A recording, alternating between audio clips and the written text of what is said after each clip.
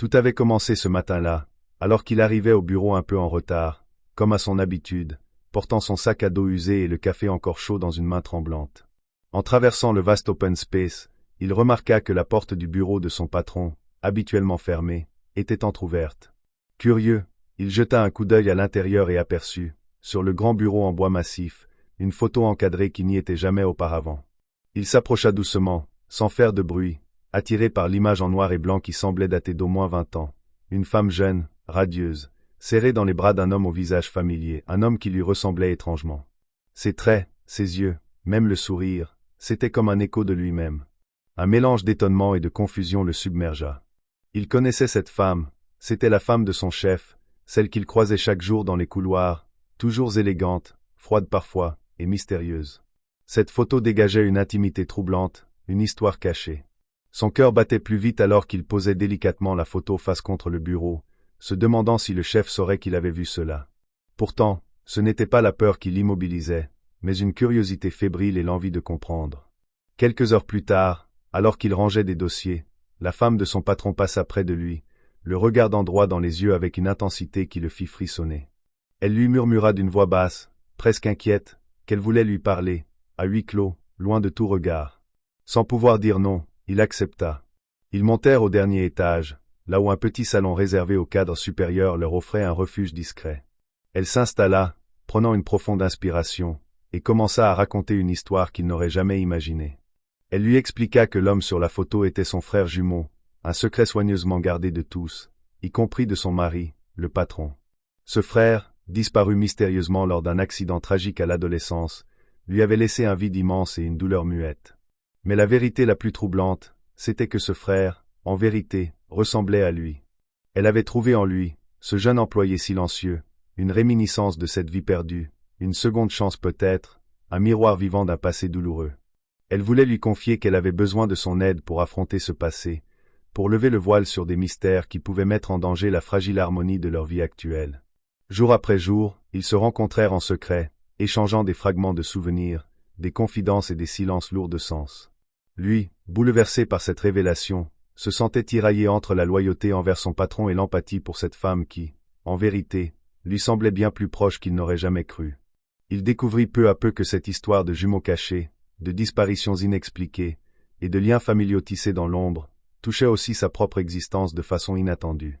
À mesure qu'il explorait ce secret, il comprenait que sa présence dans cette entreprise n'était pas due au hasard, que le destin l'avait placé là pour révéler une vérité enfouie, pour panser des blessures anciennes. Mais les révélations ne s'arrêtèrent pas là.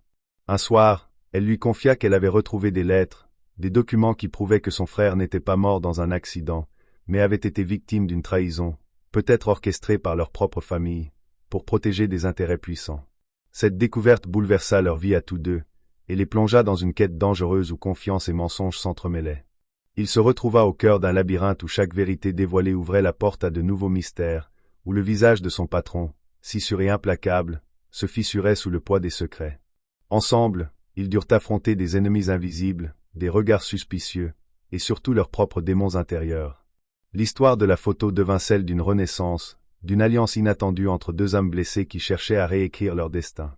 Pourtant, dans ce jeu d'ombre et de lumière, la question restait, jusqu'où était-il prêt à aller pour connaître la vérité? Et à quel prix? Tout en plongeant dans ce mystère, il découvrit qu'il n'était pas seulement un simple employé, mais un acteur clé d'une saga familiale où passé et présent s'entremêlaient dangereusement, où une photo pouvait révéler plus qu'un simple souvenir, mais un secret capable de bouleverser des vies entières. Au fil des jours, leur relation prit une dimension à la fois fragile et essentielle, comme deux naufragés trouvant refuge l'un chez l'autre au milieu d'une mer de mensonges. Elle partageait avec lui des détails qui semblaient sortir tout droit d'un roman noir, des soirées où son frère avait disparu, des silences lourds dans la maison familiale, des secrets tus par peur ou par honte, et l'ombre persistante d'une main invisible qui voulait tout garder enfoui. Lui, de son côté, se sentait comme un détective involontaire, mêlé à une affaire qui le dépassait, tiraillé entre l'envie d'aider et la peur des conséquences. Peu à peu, il commença à fouiller lui-même dans les archives, explorant les dossiers anciens, recoupant des indices, s'immisçant discrètement dans les pièces interdites du bureau de son patron pour retrouver d'autres preuves. La tension monta, palpable, lorsqu'un soir, en effleurant une enveloppe cachetée trouvée dans un tiroir secret, il sentit que la vérité pouvait lui exploser en plein visage. La femme du patron, elle, ne cessait de répéter qu'il devait être prudent, que cette quête pouvait éveiller des puissances qu'il ne contrôlait pas. Pourtant, l'évidence se dessinait, quelqu'un ne voulait pas que ce secret éclate. Un jour, alors qu'il rentrait tard chez lui, il remarqua une voiture noire stationnée devant son immeuble. Son cœur se serra. Il n'était plus certain d'être seul dans ce jeu, et cette prise de conscience lui fit réaliser que la photo, ce simple cliché ancien, était le déclencheur d'un engrenage implacable. Le visage de son patron, si souvent autoritaire et impassible, lui revenait sans cesse en tête, et il se demandait jusqu'où ce dernier était prêt à aller pour protéger son propre secret. Les rencontres avec la femme du patron devinrent plus tendues, plus rares aussi, car la peur de se faire surprendre grandissait. Mais un jour, elle l'informa qu'elle avait obtenu une piste capitale, une adresse oubliée, un village reculé où son frère avait été aperçu quelques années après sa disparition officielle. Ce fut le moment où leur aventure prit un tournant radical. Ils décidèrent de partir ensemble à la recherche de cette vérité hors du bureau, hors de la ville, là où le passé semblait s'être arrêté. Le voyage fut chargé d'émotions, de doutes et de révélations surprenantes. Dans ce village, ils rencontrèrent des témoins silencieux, des anciens qui parlaient à demi-mot, des secrets murmurés au creux des nuits étoilées. Chaque pas rapprochait le voile levé, mais aussi le danger. Car plus ils avançaient, plus ils comprenaient que cette histoire dépassait largement leur propre famille, qu'elle touchait des cercles de pouvoir bien plus vastes, prêts à tout pour que la vérité ne sorte jamais. Le poids de la photo, qui avait d'abord semblé anodin, devint alors celui d'une bombe à retardement. Pourtant, dans ce combat pour la vérité, ils trouvèrent aussi une forme de réconfort, une complicité nouvelle, une force insoupçonnée. Lui, qui n'avait jamais imaginé être au cœur d'une telle histoire, découvrait son propre courage, sa capacité à défendre ce qui compte vraiment. Elle, qui portait ce secret comme une croix depuis trop longtemps, retrouvait un souffle, une lumière dans le regard d'un homme qui n'était pas de sa famille, mais qui en était devenu une part essentielle. Quand enfin ils revinrent en ville, ils savaient que rien ne serait plus jamais comme avant. La photo avait ouvert une porte, et derrière cette porte, un futur incertain mais rempli de promesses. Ensemble, ils allaient devoir affronter les ombres, mais aussi embrasser la vérité, quelle qu'en soit la conséquence, parce que certains secrets, aussi lourds soient-ils, méritent d'être dévoilés, pour que les blessures puissent guérir et que la vie, enfin, puisse reprendre son cours. De retour à la ville, ils durent faire face à un silence pesant, à ce regard chargé de suspicion que portaient certains collègues, comme s'ils savaient sans oser le dire qu'un secret éclaterait bientôt, menaçant d'engloutir tout ce qu'ils connaissaient. Leur discrétion devenait un jeu dangereux où chaque parole, chaque geste pouvait trahir leurs intentions. La femme du patron, désormais plus fragile qu'elle ne voulait l'admettre, multipliait les rendez-vous secrets, parfois effrayée de la tournure que prenait leur quête.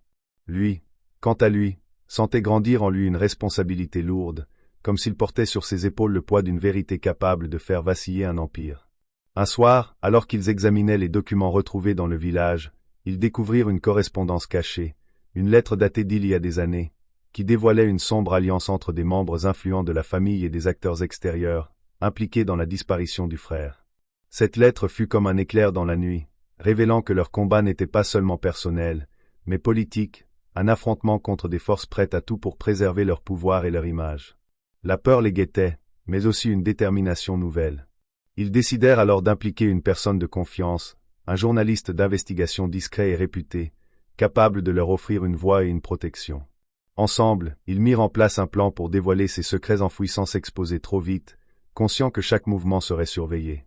Mais l'ombre du patron s'étendait, et celui-ci semblait deviner peu à peu que son secret risquait d'être percé à jour. Une confrontation inévitable se profilait, une bataille où loyauté, trahison et courage allaient s'entremêler dans un tourbillon d'émotions.